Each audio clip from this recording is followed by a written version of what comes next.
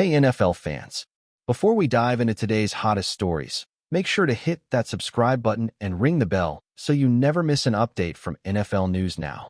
The Denver Broncos have found themselves in a precarious position, and it's the kind of situation that tests not only the depth of a roster, but also the resolve of a front office trying to balance short-term survival with long-term stability.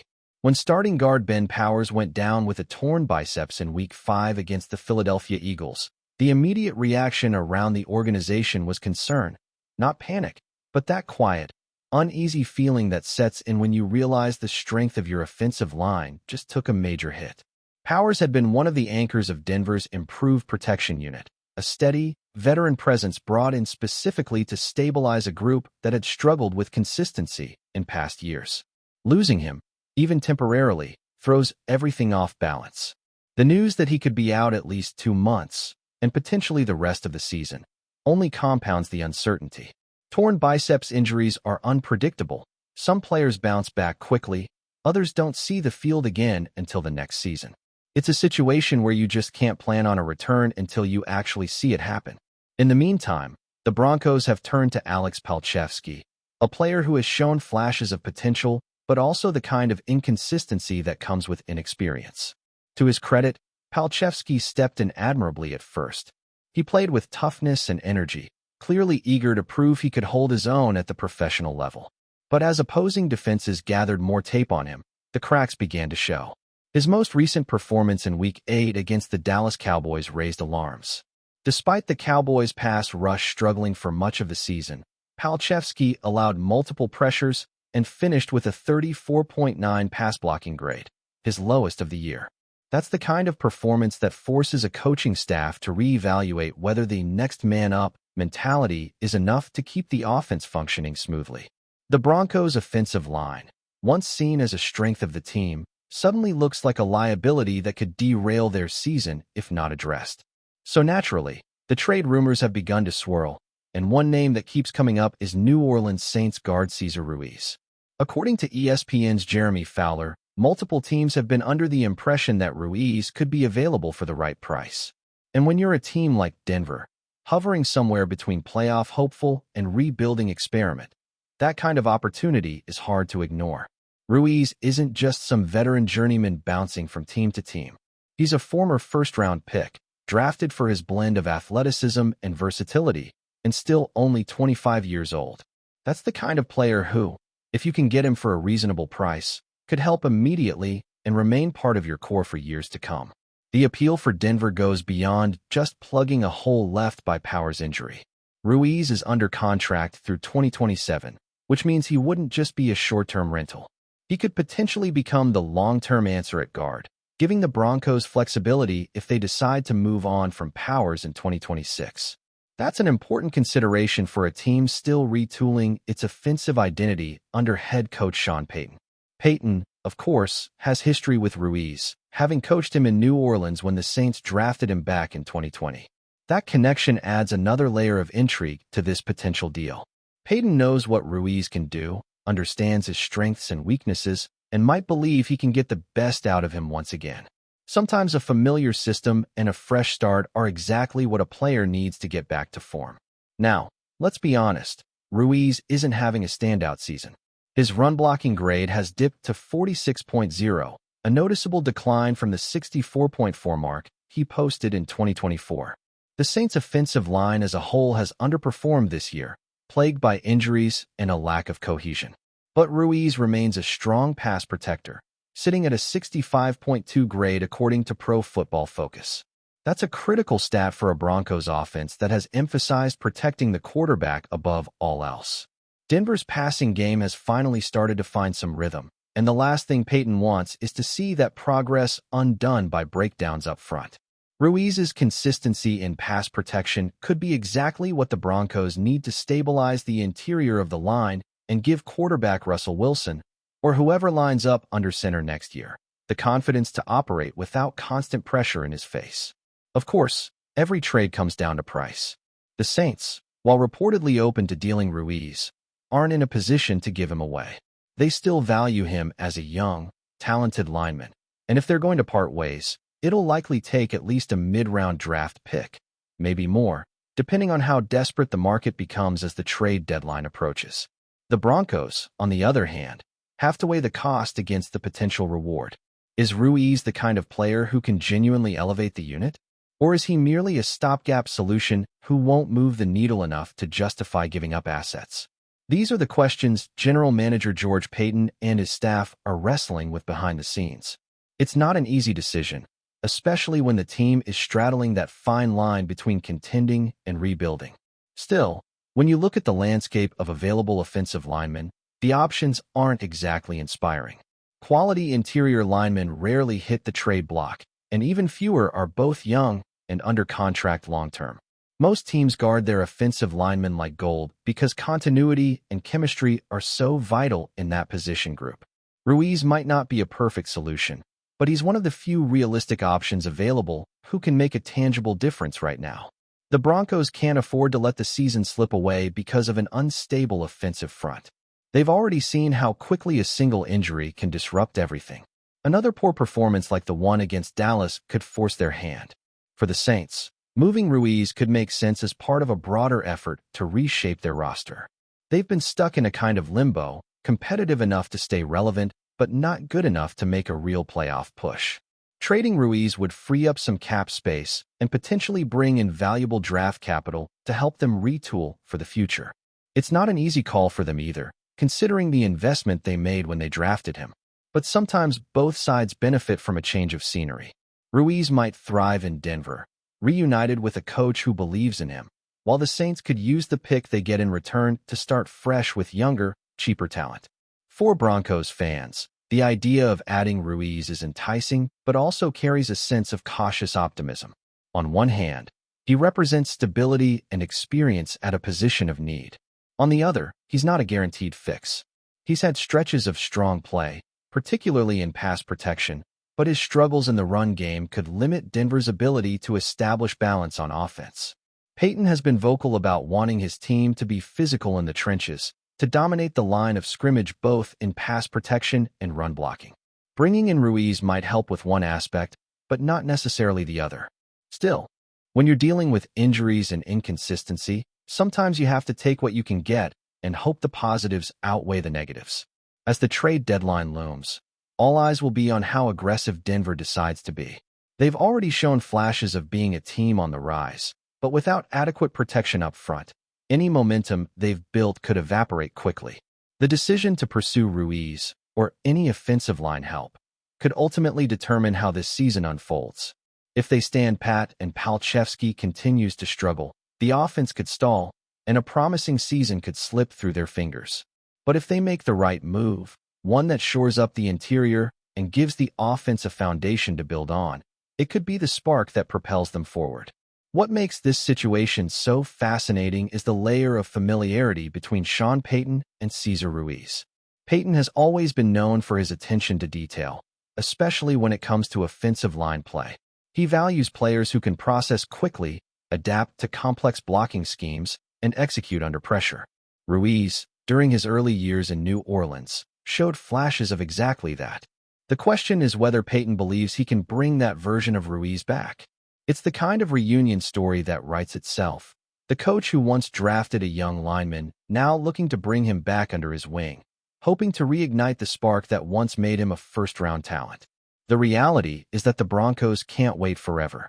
Every week that passes without stability up front is another week of risk. Risk to the quarterback, risk to the run game, and risk to the team's playoff hopes. The NFL is unforgiving that way. Hesitation can cost you everything. With Powers sidelined and Palchevsky's struggles mounting, Denver has to make a move, one way or another. Whether that move is Ruiz or someone else, the clock is ticking. But make no mistake, if the Broncos do pull the trigger on a trade with the Saints, it won't just be about filling a temporary gap. It'll be about setting the tone for the kind of team they want to be: tough, adaptable, and proactive rather than reactive. So as rumors swirl and the trade deadline approaches, keep an eye on Denver. The next few days could define not only the remainder of this season, but perhaps the next few years of the Sean Payton era. Ruiz might not be a superstar acquisition, but he represents something more important: a commitment to protecting the team's most valuable assets and refusing to let injuries dictate their destiny. In the brutal chess match that is the NFL season, sometimes the best move isn't flashy. It's the one that quietly holds the line when everything else starts to crumble. And for the Broncos, that might be exactly what Cesar Ruiz brings to the table. Keep watching as we analyze more details about some rumors. Sean Payton has finally spoken. And when we say spoken, we mean the kind of truth bombs that nobody in the NFL had the courage to drop until now.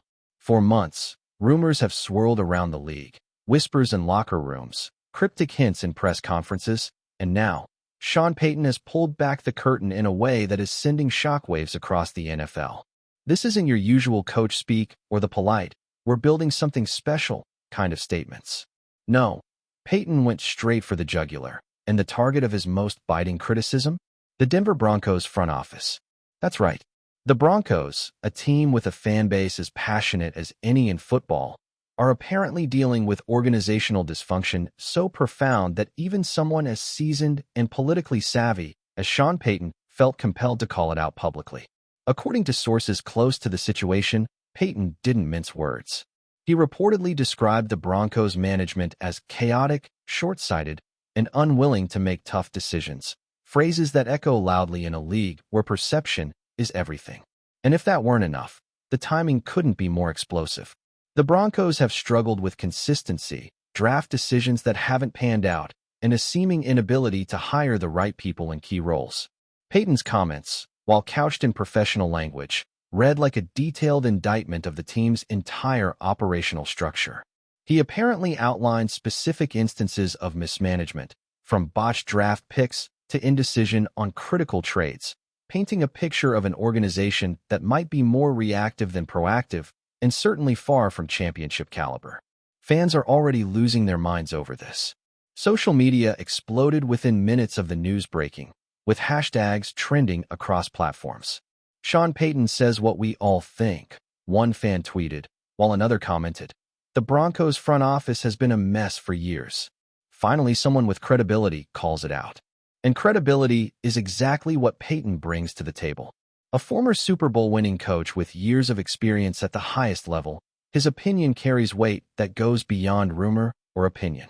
This is someone who has sat in NFL war rooms, negotiated contracts, and dealt with elite talent. Someone who knows when an organization is on solid ground and when it's teetering on chaos.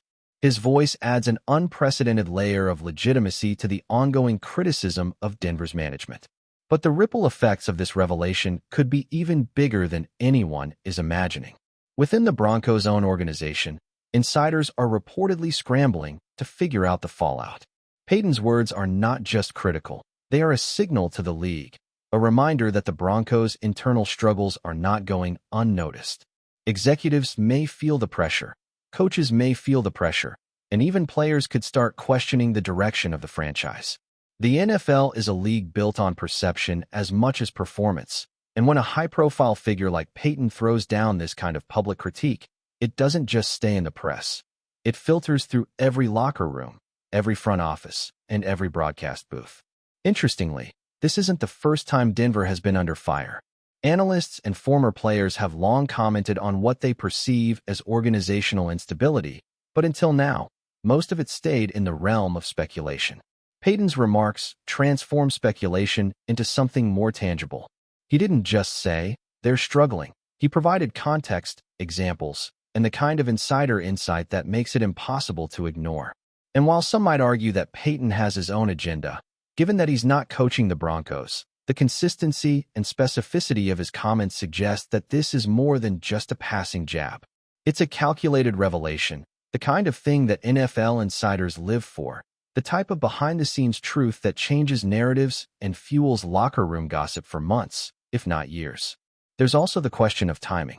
Payton's statements come at a moment when the Broncos are trying to rebuild, trying to stabilize after seasons of disappointment, and trying to regain the confidence of a fan base that has grown increasingly frustrated.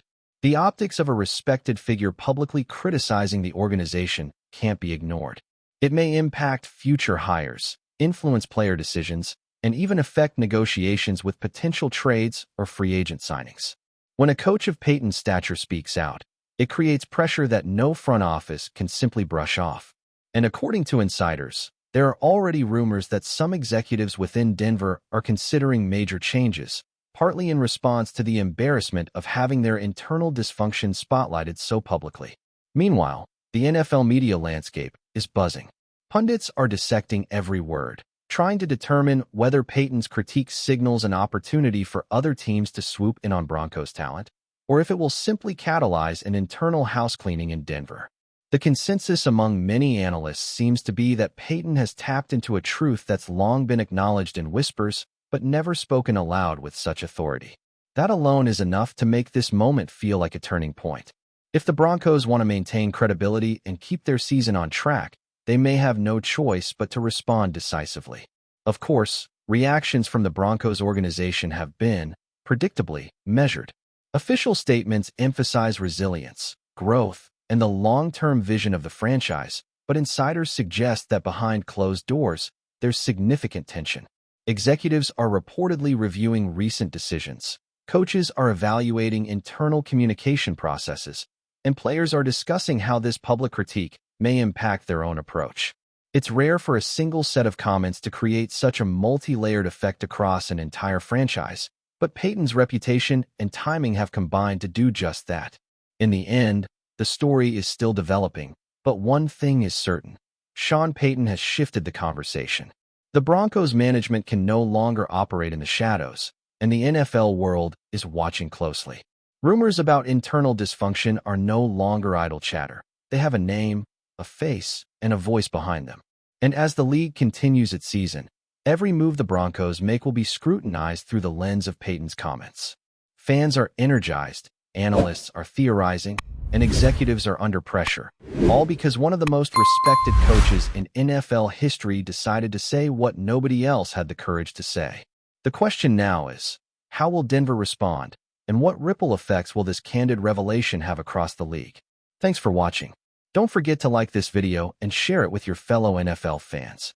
Stay tuned for more updates, only here on NFL News Now.